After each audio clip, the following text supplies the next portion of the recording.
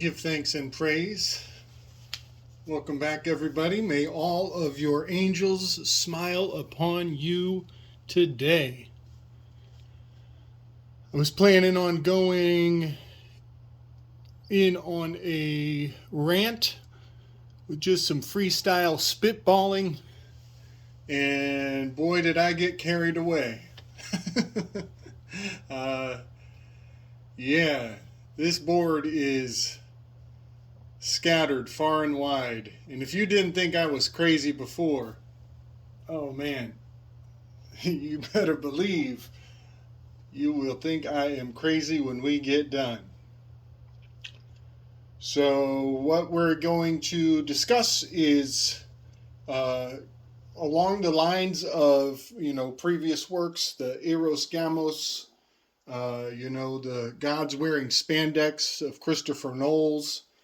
I want to illustrate the theater of the heavens, the wandering planets, the wanderers of the five naked eye planets. And I want to overlay their information, their numerical significance, onto some real life fiction. How's that for oxymoronic? I want to do a little above and below. And some of the characters that I will be dressing up in the costumes, in the figures, in the form of these divine expressions. Some of them are real. Some of their experiences might be real. Not everything on this side of the board is necessarily fiction. Sure seems like it to me, though. It sure seems to tend to have tendencies of fictional value. Whereas what I'm telling you on this side of the board, these observations are scientific, they're provable, they're measurable, they're repeatable. That's the entire foundation of this side of the board is repetition, cycles, So while I was putting this together, I stumbled across a profound heavenly phenomenon that is about to be expressed in the very near future. This week, we are going to see a dance between Venus and Mercury. And that dance will be taking place in the sign of Virgo. And it will take place underneath the sickle of the moon, the half moon.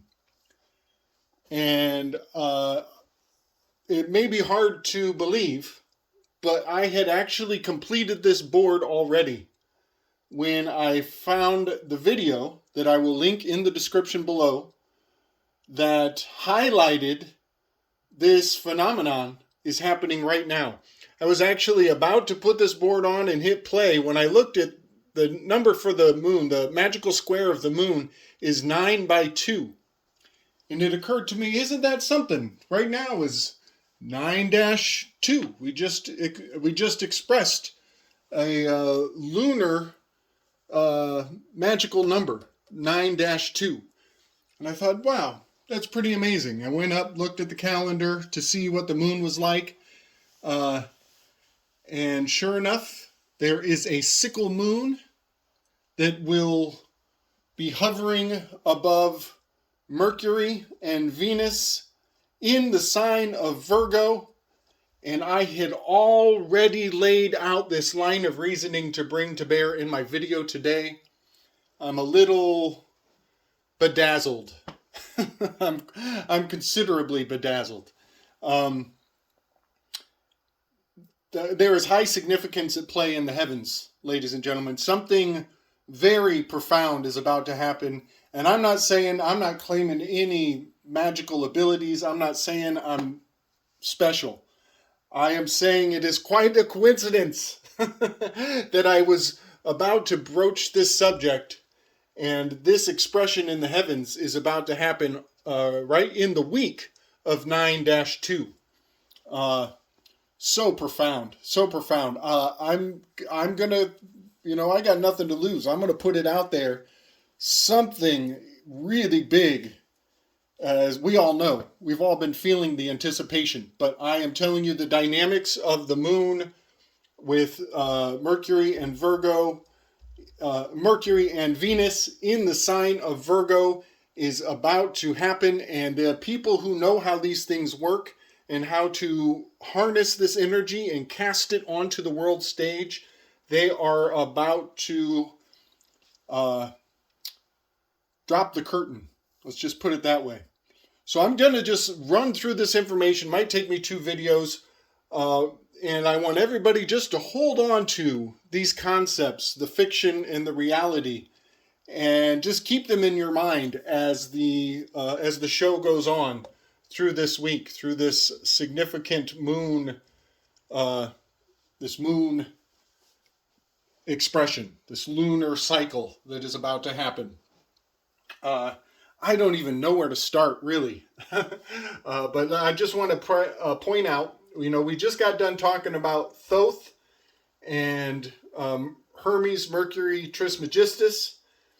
And one thing I failed to mention in my previous videos was that Thoth is depicted as a bird. His beak is said to be a artistic expression of the moon, the sickle of the moon, of the half moon.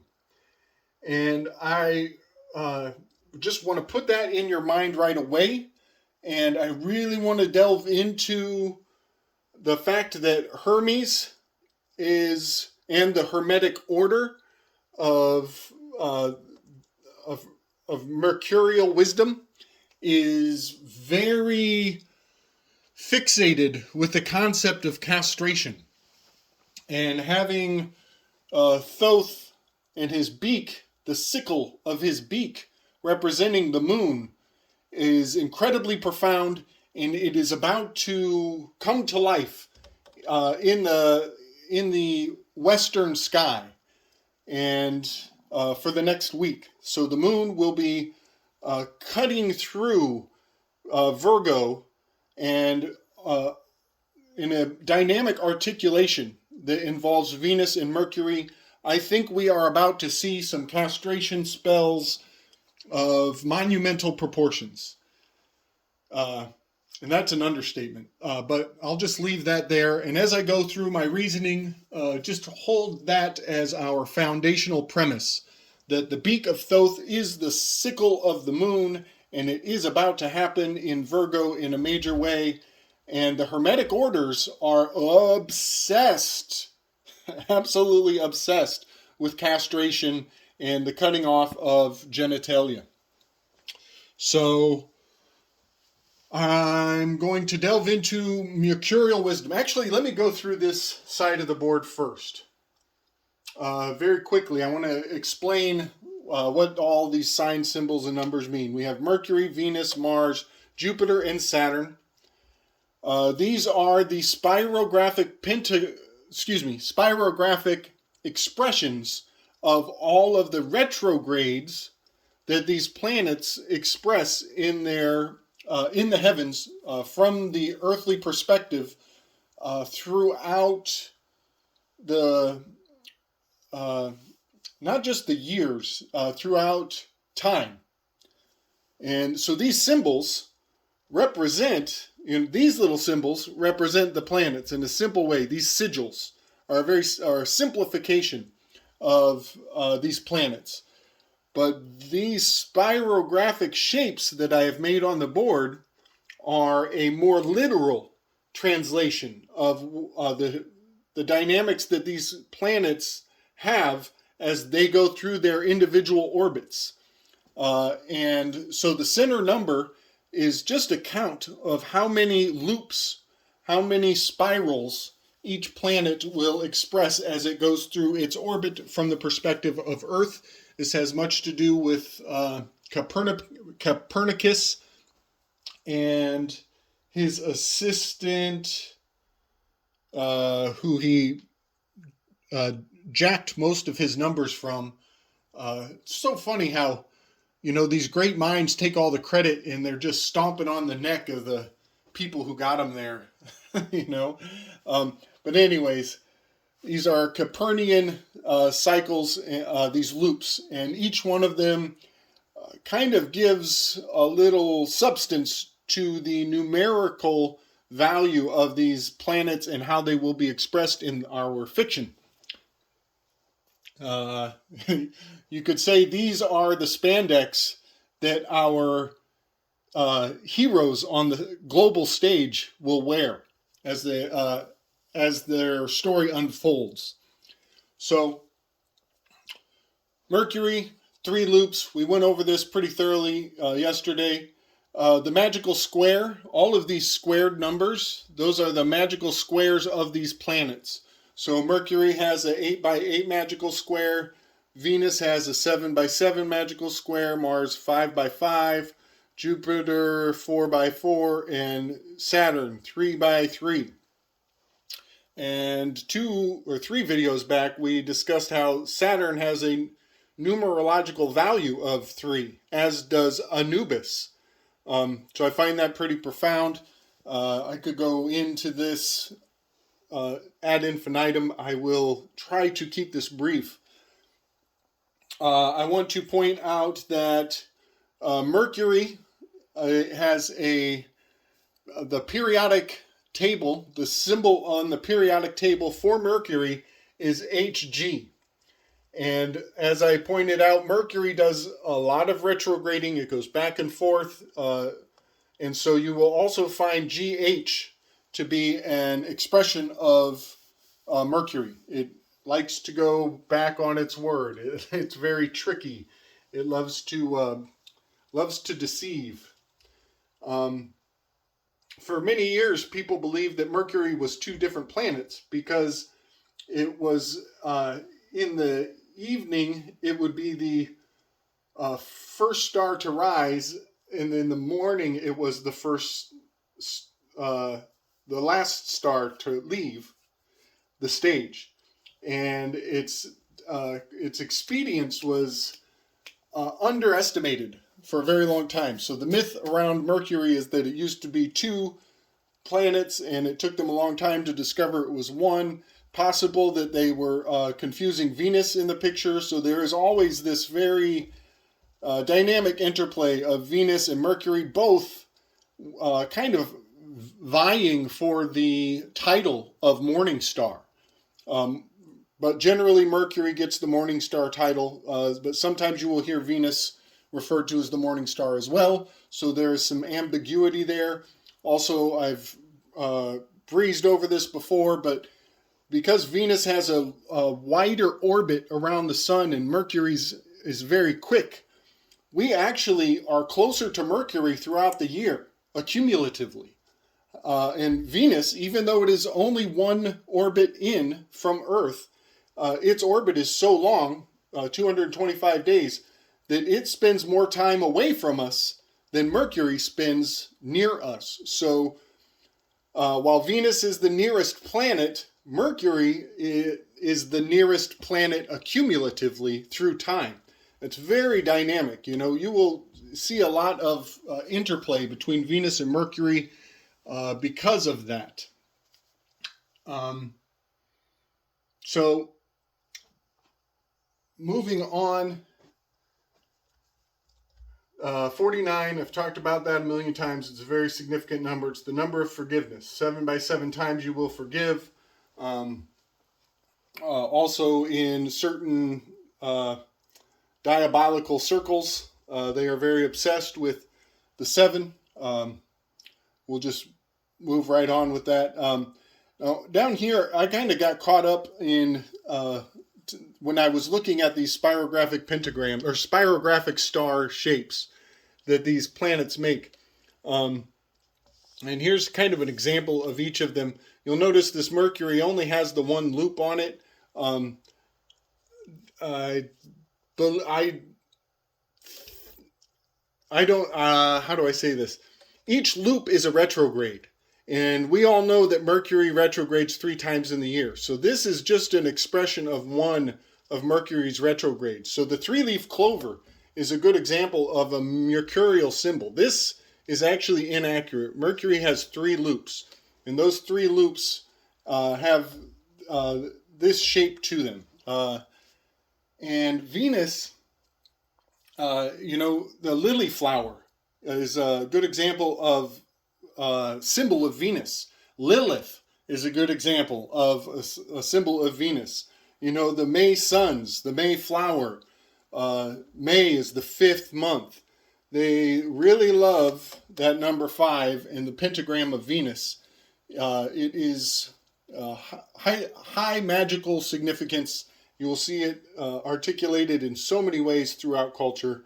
And that is part of why the pentagram is so highly venerated in secret societies. They are harnessing this harmonic value of Venus expressing the pentagram. Mars, down here, I got caught up looking into the Copernican records of Mars, the expressions that Mars makes. And what I saw right away was a whole lot of tarot. A whole lot of tarot came through in the numbers that Mars expresses in the heavens. There are 22, these are teardrops, 22 teardrops. And Mars is called Tyre, is another name for Mars. So these are tears. Another word for tears is glimmer. Lagrima is the tears. So, and Mars has a scar on its face. So you could say that Mars is quite tortured.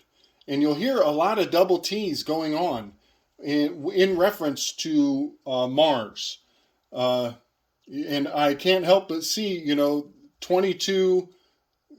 22 rings expressed in its movement, and it has a 780 day cycle where it will become conjunct to the sun, essentially 2 years. It has a 2-to-1 orbital ratio to the sun.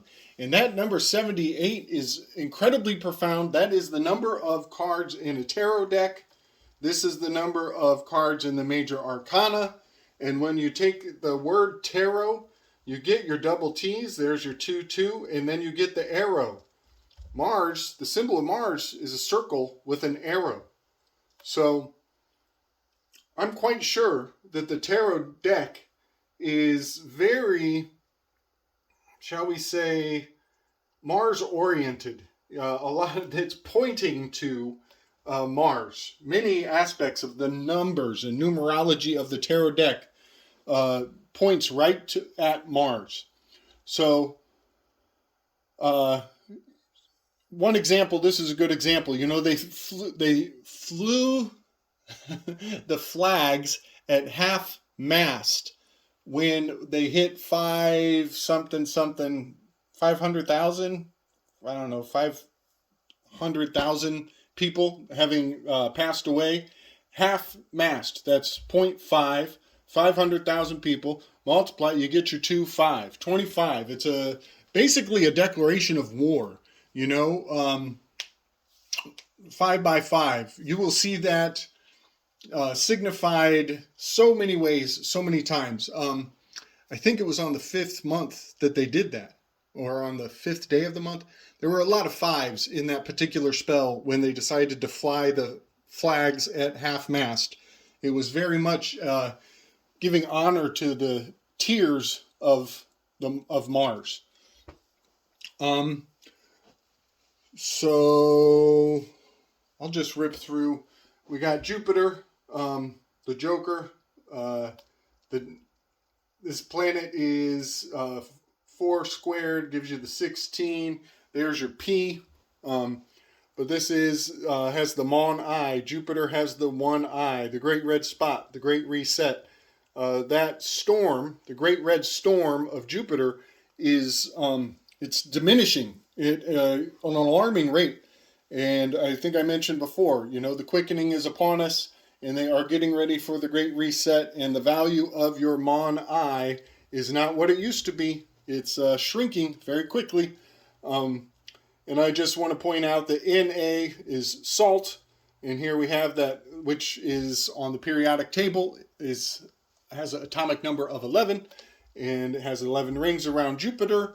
I believe that Jupiter was once the sheath that encased the Golden Age, that was the purple dawn of the Golden Age in Velikovsky cosmology, and when it was ripped, there was salt water came upon the earth, and so it was assaulted.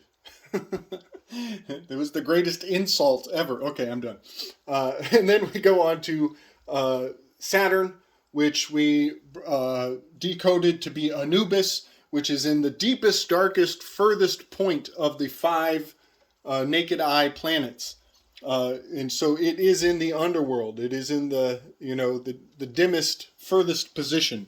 And I just want to point out that the story of Legion and Jesus casting out the swine of the spirits of Legion into swine and casting them over the cliff and into the water. He said, "I am many." Legion's famous quote, "I am many." I can't help but hear, "I am Enea." I am Enea. The Enneagram points to the 9. 3 squared gives you the 9. So that kind of ties in all of my videos from the past few days. And I'm going to cut this one off. And then we're going to talk about castration. And how I do believe we are about to witness some castration spells. And I'm even going to speculate. I got nothing to lose. It's okay. It's okay if I'm wrong. It's amazing if I'm right. But we're going to talk about castration and this moon cycle. The sickle of the moon is about to cut through Virgo, where Venus and Mercury are doing a little dance over the next week. And I want to show quite a few reflections of how these dynamics have been used in the fiction of the world stage in the past. And I think we're about to see it again. One very clear indicator is Afghanistan right now. Pulling out. We just pulled out. Well, what are you going to do with that smoke wagon? You're going to do something? You're going to skin it? Or are you just going to stand there and bleed? That's a Wyatt Earp line for you. All right, folks. Much love. Strength.